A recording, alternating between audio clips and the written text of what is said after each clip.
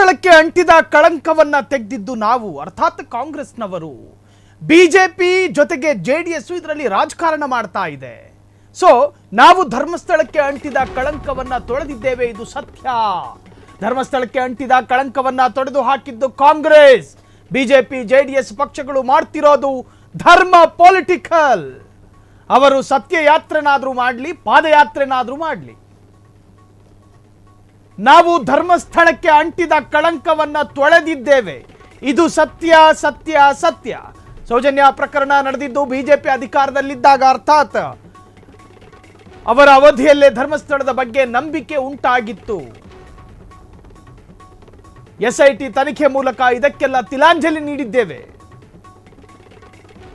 ಇದನ್ನ ಸ್ವಾಗತಿಸುವ ಬದಲು ವಿಪಕ್ಷಗಳು ರಾಜಕೀಯ ಮಾಡ್ತಾ ಇದೆ. ಬಿಜೆಪಿ ಜೆಡಿಎಸ್ಗೆ ಸಚಿವ ಚೆಲುವರಾಯ ಸ್ವಾಮಿ ಟಾಂಗ್ ಕೊಟ್ಟಿದ್ದಾರೆ. ಧರ್ಮಸ್ಥಳಕ್ಕೆ ಅಂಟಿದ ಕಳಂಕ ತೊಡೆದು ಹಾಕಿದ್ದು ಕಾಂಗ್ರೆಸ್. ನಿಮಗೆ ಗೊತ್ತಿರಬಹುದು, 2012 ಧರ್ಮಸ್ಥಳದಲ್ಲಿ ಸೌಜನ್ಯ ರೇಪ್ ಅಂಡ್ ಮರ್ಡರ್ ಪ್ರಕರಣ ನಡೆಯುವಂತಹ ಸಂದರ್ಭ, ರಾಜ್ಯದಲ್ಲಿ ಅಧಿಕಾರಕ್ಕೆ ಇದ್ದಿದ್ದು ಬಿಜೆಪಿ. ಆಗ ಗೃಹ ಸಚಿವರು ಆಗಿದ್ದವರು ಯಾರು? ಇದೇ ಈಗಿನ ವಿಪಕ್ಷ ನಾಯಕ ಆರ್ ಅಶೋಕ್ ಅವರು ಗೃಹ ಸಚಿವರಾಗಿದ್ರು. Is a home minister. ಆ ಸಂದರ್ಭದಲ್ಲೇ ಈ ಪ್ರಕರಣ ನಡೆದಿದ್ದು. ಆಗಲೂ ಕೂಡ ವಿವಾದ ಆಯಿತು, ಆಗಲೂ ಕೂಡ ಧರ್ಮಸ್ಥಳದ ವಿರುದ್ಧ ಅಪಪ್ರಚಾರ ನಡೆಯಿತು. ಆಗ ಕಾಂಗ್ರೆಸ್ನವರು ಬಿಜೆಪಿ ಅವರನ್ನ ಬ್ಲೇಮ್ ಮಾಡಿದ್ರ, ದೂಷಣೆ ಮಾಡಿದ್ರ.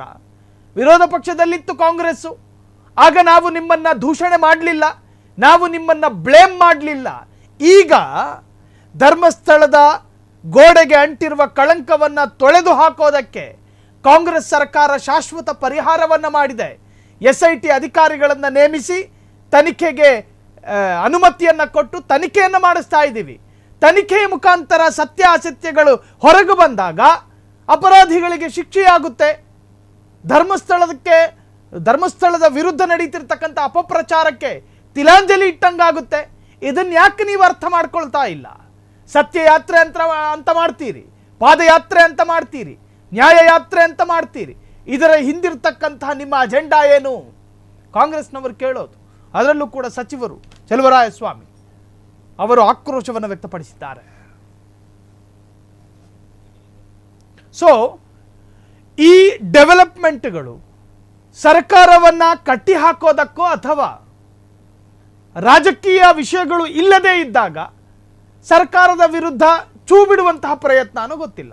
ಒಟ್ಟಾರೆ ರಾಜಕೀಯ ಅಂತೂ ನಡೀತಾ ಇದೆ ಅಂತ ಹೇಳಿ ಚೆಲುವರಾಯ ಸ್ವಾಮಿ ಆಕ್ರೋಶಿತರಾಗಿ ಮಾತನಾಡಿದ್ರು.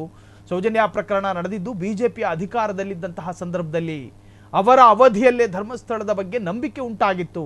ಎಸ್ಐಟಿ ತನಿಖೆಯ ಮೂಲಕ ಇದಕ್ಕೆಲ್ಲ ತಿಲಾಂಜಲಿ ನೀಡಲಿದ್ದೇವೆ. ಇದನ್ನ ಸ್ವಾಗತಿಸುವ ಬದಲು ವಿಪಕ್ಷಗಳು ರಾಜಕೀಯ ಮಾಡ್ತಾ ಇದೆ. ಬಿಜೆಪಿ ಜೆಡಿಎಸ್ಗೆ ಸಚಿವ ಚೆಲುವರಾಯ ಸ್ವಾಮಿ ಟಾಂಗ್ ಕೊಟ್ಟಿದ್ದಾರೆ. ಯಾರ ಆಸ್ತಿನೂ ಅಲ್ಲ. ಆಮೇಲೆ ಶಿವ ಈ ನಾಡಿನ ಮನುಕುಲಕ್ಕೆ ಪೂರ್ತಿ ಅವರೇನೆ. ಶಿವನ ದರ್ಶನ ಯಾರು ಬೇಕಾದ್ರೂ ಪಡಿಬೋದು.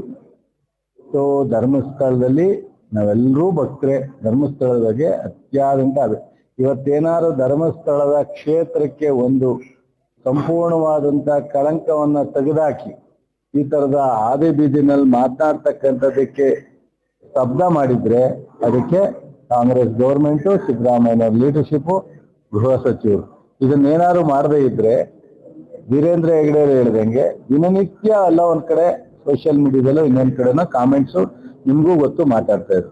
ಇದನ್ನ ಬಿಜೆಪಿಯವರು ಅಧ್ಯಕ್ಷ ಆಗಿದ್ದಾಗ, ಬಿಜೆಪಿಯವರು ಸರ್ಕಾರ ಇದ್ದಾಗ, ಗೃಹ ಸಚಿವರಾಗಿ ಅಶೋಕ್ ಇದ್ದಾಗ ನಡೆದಂತ ಘಟನೆಗೆ ಒಂದು ತಿಲಾಂಜಲಿ ಆಳಕ್ ಆಗಿರ್ಲಿಲ್ಲ.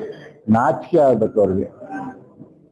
ಜೆಡಿಎಸ್ನವರು ಮಾತಾಡ್ತಾರೆ. ಇಂಥದ್ದು ಯಾವ್ದಾದ್ರು ಒಂದು ಒಳ್ಳೆ ತೀರ್ಮಾನವನ್ನ ತಗೊಂಡಿದ್ರೆ ನಮ್ಮ ಮುಂದೆ ಹೇಳಿ. ಇಂಥ ತೀರ್ಮಾನಕ್ಕೆ ಸ್ವಾಗತ ಮಾಡಬೇಕು. ಅವ್ರ ಕೈಲಿ ಸ್ವಾಗತ ಮಾಡಕ್ ಆಗದೆ ಇದ್ರೆ ಸುಮ್ನಾರು ಇರ್ಬೇಕು. ಸೊ ವೀರೇಂದ್ರ ಹೆಗಡೆಯವರೇ ಸ್ವಾಗತ ಮಾಡಿದ್ದಾರೆ, ಎಲ್ಲರೂ ಖುಷಿ ಪಟ್ಟಿದ್ದಾರೆ, ಎಲ್ಲಾ ಭಕ್ತರು ಒಳ್ಳೇದಾಯ್ತು, ಇದಕ್ಕೊಂದು ಎಂಡ್ ಆಯ್ತು ಅಂದಿದ್ದಾರೆ. ಸೊ ಹೋಗೋರು ಯಾರು ಬೇಕಾದ್ರೂ ಹೋಗ್ಬೋದು. ನೆನ್ನೆ ಚಂದ್ರಪಟ್ಟಣದಿಂದ ನಮ್ಮ ಕಾಂಗ್ರೆಸ್ನ ಡೆಪ್ಯೂಟೆಡ್ ಕ್ಯಾಂಡಿಡೇಟ್ 100 ವೆಹಿಕಲ್ ಅಲ್ಲಿ ಹೋಗಿದ್ದಾರೆ. ಸಾಕಷ್ಟು ಕಡೆ ಇವತ್ತು ನೆನ್ನೆ ನಮ್ಮ ಉಪಮುಖ್ಯಮಂತ್ರಿಗಳೇ ಉಡುಪಿಗೆ ಹೋಗಿದ್ದಾರೆ. ಸೊ ಧಾರ್ಮಿಕವಾಗಿ ದೇವಸ್ಥಾನಕ್ಕೆ ಕಾರ್ಯಕರ್ತರು ಕರ್ಕೊಂಡು ಹೋಗೋದು ಅಥವಾ ಸ್ನೇಹಿತರು ಹೋಗೋದು, ಫ್ಯಾಮಿಲಿ ಹೋಗೋದು, ಅದು ಸರ್ವೇ ಸಾಮಾನ್ಯ. ತಪ್ಪೇನಿದೆ? ಜೆಡಿಎಸ್ ಅವರು ಹೋಗ್ಲಿ, ಯಾರ ಆಸ್ತಿನೂ ಅಲ್ಲ. ಆಮೇಲೆ ಶಿವ ಕ್ಷಣ ಕ್ಷಣದ ಸುದ್ದಿಗಳಿಗಾಗಿ ಫ್ರೀಡಂ ಟಿವಿ ಸಬ್ಸ್ಕ್ರೈಬ್ ಮಾಡಿ, ಲೈಕ್ ಮಾಡಿ ಹಾಗೂ ಫಾಲೋ ಮಾಡಿ. ಹೊಸ ಸುದ್ದಿಗಳ ನೋಟಿಫಿಕೇಶನ್ಗಾಗಿ ಬೆಲ್ ಐಕಾನ್ ಮೇಲೆ ಕ್ಲಿಕ್ ಮಾಡಿ.